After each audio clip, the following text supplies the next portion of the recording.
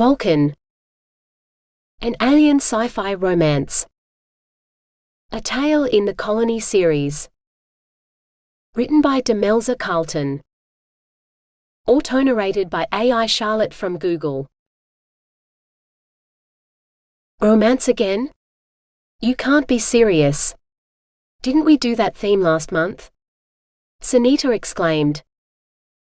Hestia shook her head. Last month it was mysteries, then science, before this month's inspirational books. The month before that it was historical romance. Tomorrow we start romantic suspense. Totally different. They're both still romance subgenres, Raina chimed in.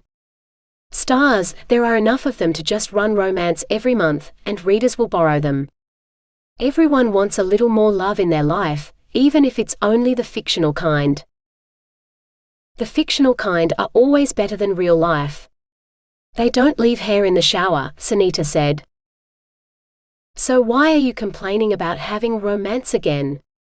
Raina asked. Sunita shrugged. Because every time we have a romance theme I have to deal with a bunch of cranky men readers who only want manly books, not girl stuff. I can't believe misogyny still exists. Shouldn't we have bred it out of the human race by now? Or the Titan one? Raina complained. Misogyny isn't genetic, it's about environmental and emotional factors, particularly in childhood. Stamping out an idea isn't as simple as a genetic patch. Especially one as seductive as the thought that you're better than someone else, or a whole group of people, Hestia said. Like how people who read are more intelligent and interesting than people who don't? Raina asked. Obviously, Sunita said. Hestia couldn't argue with that. She was the colony's only qualified librarian, after all. Raina and Sunita were both fast learners and extremely helpful in keeping the library running. Especially when New Hope was about to complete another orbit around its star, Auton, and they changed themes. A new year called for a new book, or at least that's what the sign over the theme display said. It was more than just a new book for the three of them, though. On the last day of New Hope's year, they checked which books had been borrowed in the last month, put them onto the regular shelves, then took the unwanted ones downstairs for storage. At the same time, the printing presses got to work on the next set of themed books, printing brand new paperback copies from the electronic books in the archives, to fill those themed shelves for the next 19-day orbital period. New Year's Eve was important. Out with the old, in with the new, and when they'd finished work for the day. Are you going there again tonight? Sunita asked. Hestia kept her eyes on the shelves she was stacking. Going where? You know. Hestia sighed. And what if I Sunita cocked her head to the side. If I'd known, the first night I got invitations for the three of us and dragged you along, that you'd end up spending every New Year's Eve at Forge, drooling over the dancers like one of those misogynists at a peep show, I never would have taken you. It's not healthy, Hestia. That's not what you said before. That first time, you said it wasn't healthy for me to go home every night, and I needed to get out more. Now going out isn't healthy either? Hestia snapped. And I don't drool. The dancers in Forge aren't strippers either. They're performers, artists, and they do it with their clothes on. There's a reason tickets to Forge sell out every New Year's Eve. Everyone there wants to party, sending off the old year and ringing in the new, hoping for a fresh start. But not you, Raina said softly. What's your New Year's resolution this year? Hestia folded her arms across her chest. The same as the last time I told you. To survive the year. I owe it to Ayumu. The memory of the last time she'd seen Ayumu, raising their glasses together in a toast to a different new year on a different planet, flashed through her mind for only a moment, but it was long enough to bring tears to her eyes. If only he were here. She had so much she wanted to say to him. You owe it to Ayumu's memory to live, not just survive, Sunita scolded. What you should do is make that your resolution tonight. To actually live. And then do it, if only for the next 19 days. I guarantee you won't be drooling over dances next New Year's Eve if you do. She didn't drool. I won't, Hestia began hotly. Just try it, Raina coaxed. It's less than 3 weeks. Most resolutions don't last that long, even with a normal Earth year. I'll tell you what. If you change your New Year's resolution tonight, we'll let you pick the next theme and we won't argue at all. You can have a whole year of poetry, even if you're the only one who'll read any of it. Not true. One of the library patrons keeps requesting a poetry theme every month. Seeing as we're doubling up on romance, to cater for the majority, it makes sense to give people what they should read, instead of just what they want every month. I bet we have a lot of people borrowing poetry books if we had that as a theme. Both women folded their arms.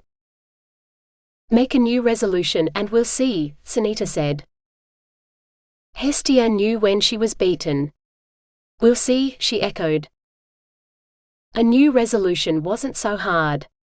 It wasn't like she had to keep it.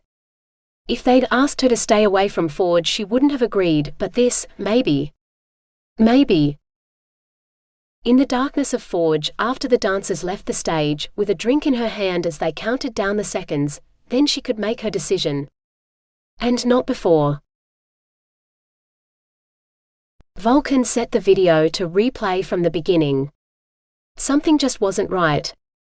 Sure, it was a whirl of light and color, the beat like a heart drumming the countdown to year's end, but he looked stiff, stilted, instead of the delicate flow of movement Wakana had always been able to demonstrate on this traditional New Year dance. Good news, boss. Nang Tani called and said the banana order should be here within the hour. Dakwiris are back on the menu, thank the stars. Vulcan didn't take his eyes off the video. Thanks, Nihal.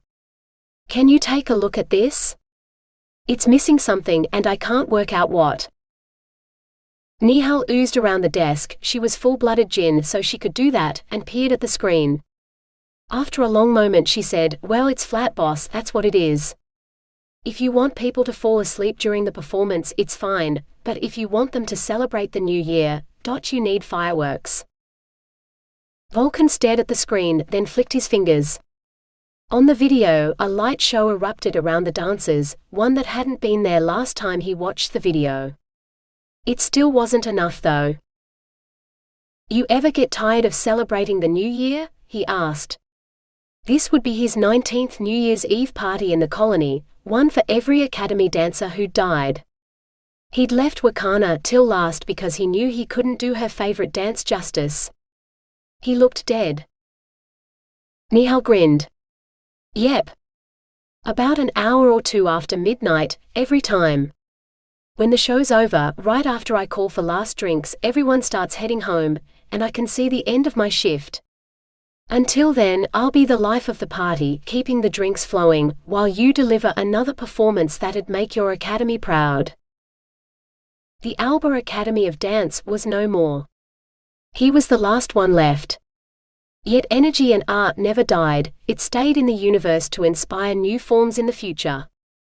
At least, that's what Wakana had believed. And it was in her memory that he danced tonight. If she were here, she'd be rolling around on the floor, laughing her many tails off at his piss-poor performance. He was a shambling zombie to her light-footed quest for perfection. Better to be a joker, a trickster, for Wakana said illusion and trickery lay at the heart of this dance. Tonight would be the last performance, he promised himself. A swan song, though he wouldn't be singing. He'd send Wakana out with the bang she deserved. If Nihal wanted fireworks, that's what she'd get. By the end of the night, nobody would be able to see, the celebration would blaze so bright. And when the new year began, it truly would be a fresh start. When the bouncer waved her into Forge, Hestia smoothed her dress self-consciously before stepping inside. This was the only occasion when she ever wore a dress, and this was the only dress she owned, bought for that first New Year's Eve party at Sunita's insistence. Even in the beginning, Forge had enforced a strict dress code. Then, she thought the dress a ridiculous extravagance that she'd never wear again. Now, it was a costume that let her remember what it had been like to have hopes and dreams and family. If only for a night. From the queue outside, she'd have expected the place to be packed, but she'd also have been wrong. Forge wasn't the sort of place that packed people in like sardines. Every patron had space, a seat, and no trouble ordering as many drinks as they desired.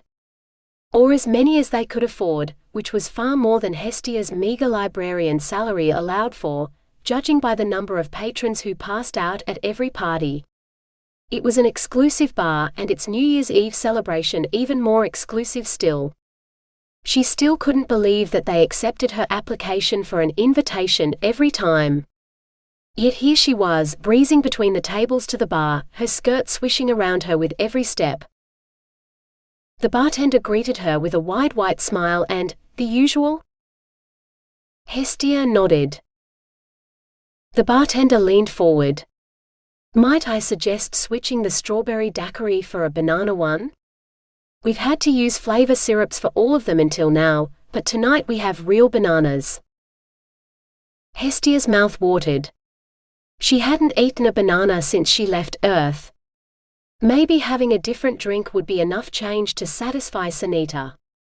Even Sunita couldn't deny the difference between flavor syrup and real fruit was not dissimilar to the chasm between surviving and actually living. "All right," Hestia said, holding out her credit chip so the bartender could scan her payment.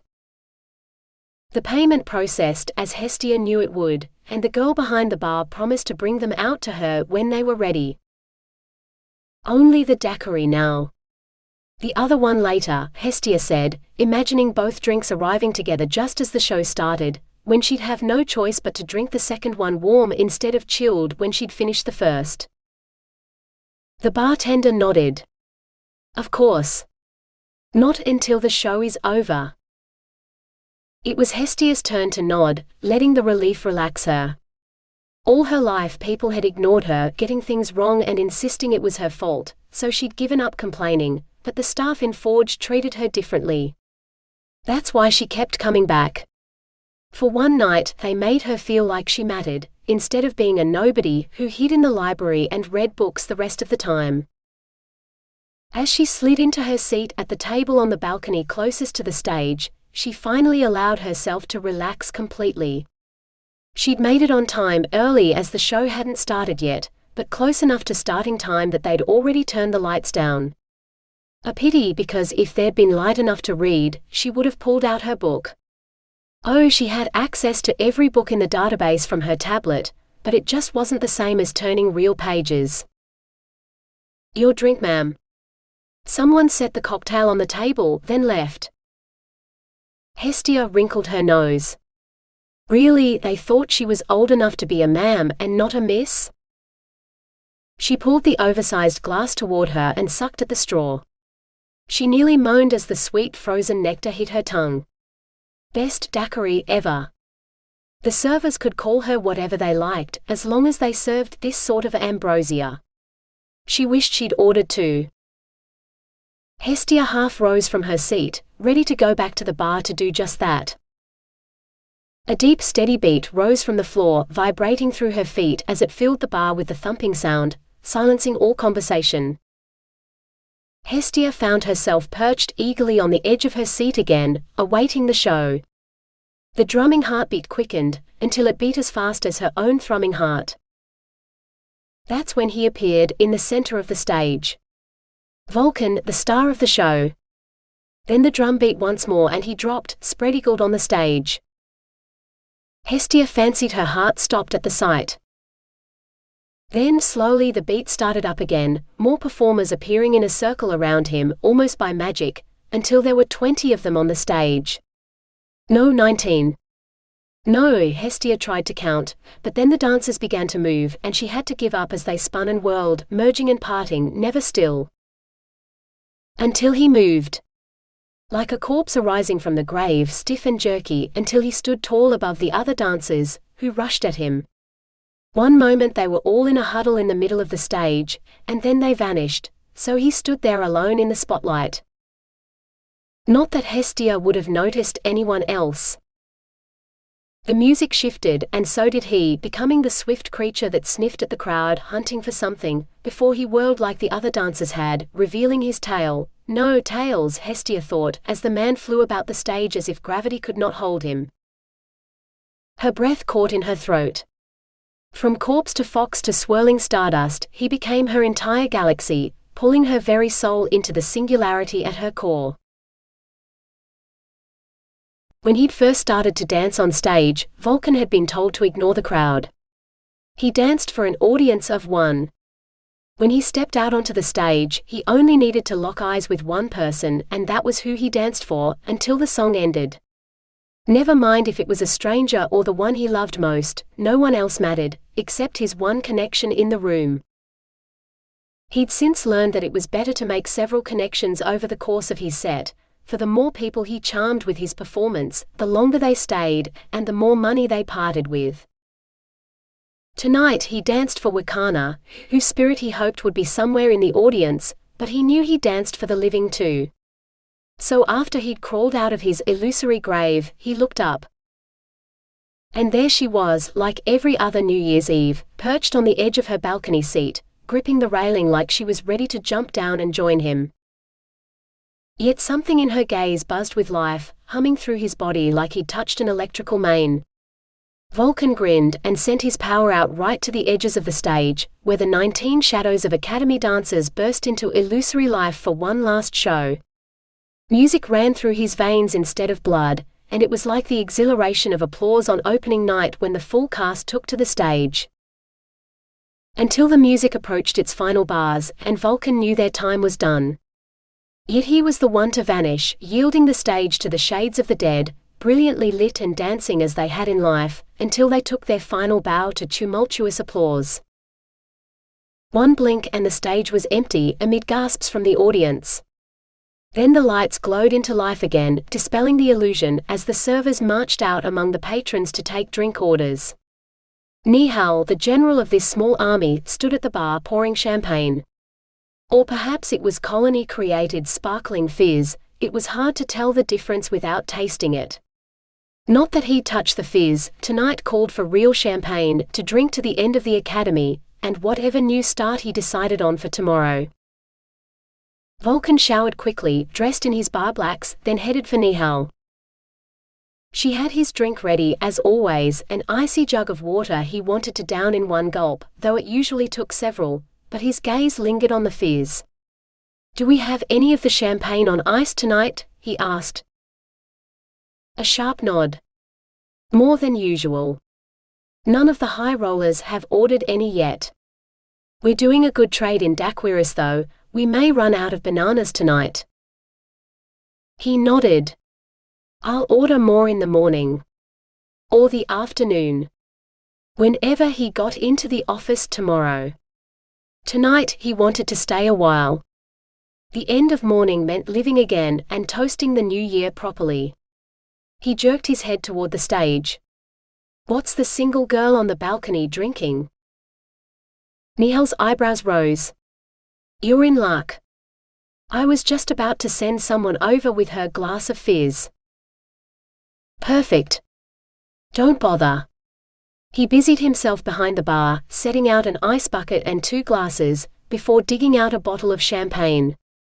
They'd been stored in stasis on the Genesis, in the luggage of some rich bastard who'd never made it onto the ship. He'd had to pull quite a few favors from humans and titans to secure them for his cellar, but it had been worth it. Sure, it had made his bar the neutral territory where organized crime bosses could meet with their rivals, which wasn't without risk, but crime bosses had money to burn, and 50-year-old Earth delicacies definitely made an impression. Nihal just watched him. Is she someone special, boss? Tonight she'd been his muse, with one look, breathing life where there had been only death. You couldn't put a price on the gift she'd given him tonight. Wine paled in comparison. It was the least he could do. "Yes," he said, lifting the tray high like he'd been taught back on Alba. "Before the academy. But not before he'd learned to move with the music."